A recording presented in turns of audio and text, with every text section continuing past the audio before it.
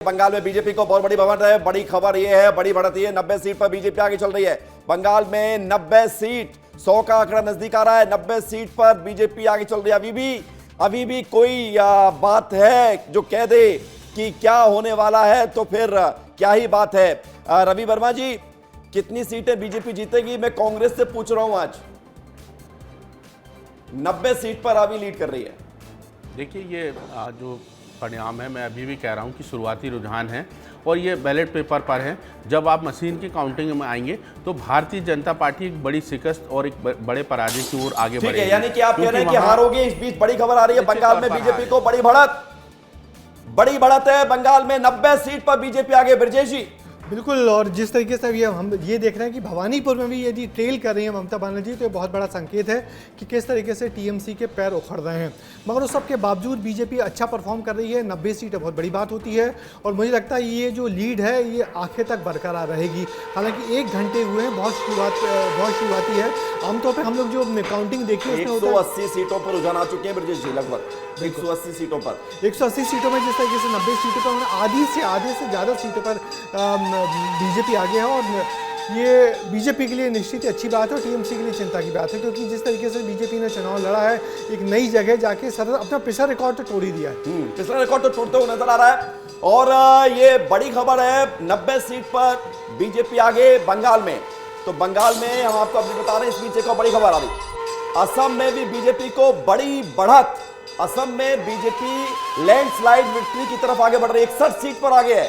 कांग्रेस सिर्फ 9 सीट पर। असम में बीजेपी की बल्ले बल्ले नजर आ रही है। हैट्रिक यहां पर लगाई जा सकती है बीजेपी के द्वारा। हिमंता बिस्वा शर्मा पर फिर से विश्वास नजर आ रही है। एक तरफा लैंडस्लाइड विक्ट्री की तरफ असम में शुरुआती रुझान में बीजेपी सरकार बनाती जा रही है। आंकड़े ये बता रहे हैं कि क्या होने वाला है 5 राज्यों में। ब्रजेश जी, कांग्रेस अभी तक दहाई के अंकों पे नहीं आई। अभी तक इतनी देर से आप जो दिखा रहे हैं उसमें 9 पे ही अटकी हुई है। और पिछली बार बीजेपी के पास 60 सीटें थी, 61 हो गई और तो इसका ये मतलब मान लिया जाए कि असम भी एक ऐसा किला हो गया कांग्रेस के लिए जो अब अभेद हो गया है। बीजेपी ने वहां अच्छी तरीके मैं लौट रहा हूं। एक बड़ी खबर आ रही है बंगाल को लेकर। 100 सीट पर बीजेपी आ गया। 100 सीट पर, 100 सीट, सैकड़े का आंकड़ा और शतक लगाया है रुझान में भारतीय जनता पार्टी ने। एक बड़ी खबर और मुकाबला बिल्कुल टाइट बना हुआ है। 90 सीट पर टीएमसी, 100 सीट पर बीजेपी। और आप देखिए कि ये जो खबर है ये बीजेपी के लिए अच्छी खबर है, लेकिन अभी ये शुरुआती रुझान है जिसको लेकर हम लगातार प्रतिक्रिया ले रहे हैं। और जरा चलते हैं, हमारे सहयोगी लगातार बने हुए हैं। गुंजन चौकसी जी, लेकिन बीजेपी प्रवक्ता गुंजन चौकसी, 100 सीटों पर बीजेपी आगे। 100 का आंकड़ा छूता हुआ नजर आ रहा है बीजेपी के लिए। विवेक जी, एक पंक्ति श्रीमती अटल बिहारी वाजपेयी जी की याद आ रही है पश्चिम बंगाल के परिप्रेक्ष्य में कि अंधेरा छटेगा, सूरज निकलेगा और कमल खिलेगा।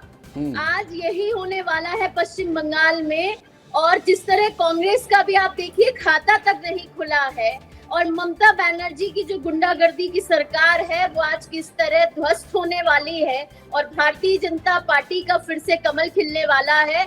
फिर से वहां पे किस तरह सेवा, सुशासन और विकास की सरकार बनने वाली है। और जिस तरह मैंने शुरुआत में कहा था कि कश्मीर से कन्याकुमारी तक कमल खिलने की बारी है,